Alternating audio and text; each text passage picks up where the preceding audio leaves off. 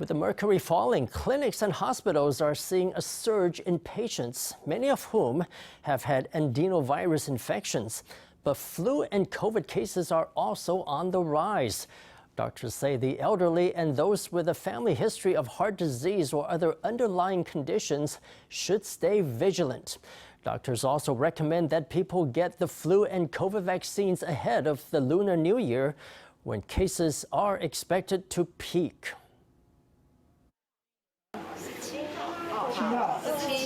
Patients arrive one after the other at this clinic, each with symptoms of respiratory conditions. 昨天晚上就是有点喉咙痛，风吹进来呢比较冷嘛，鼻子就会塞起来这样子。 The current cold wave has seen clinic visits for flu-like conditions surge to 127,000 over the past week, a 10-year high.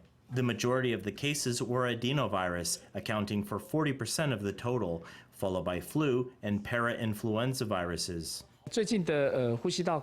Lately, we've been seeing many patients with respiratory tract infections, and the number of patients with COVID has been slowly increasing. I think we will see cases spike in the couple weeks before the Lunar New Year. Amid a recently high number of COVID cases at hospitals and clinics, doctors caution the public to be aware of the symptoms of severe COVID infection, including wheeziness, disorientation, or an unstable heartbeat.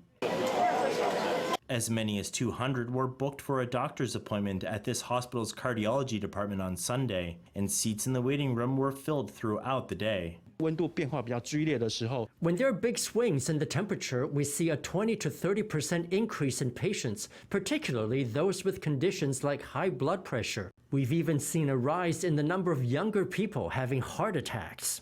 Doctors warn that cardiovascular disease has been affecting younger people, and that those with a family history of cardiovascular disease should pay attention to their health. Health officials are also encouraging the public to stay up to date with COVID and flu shots.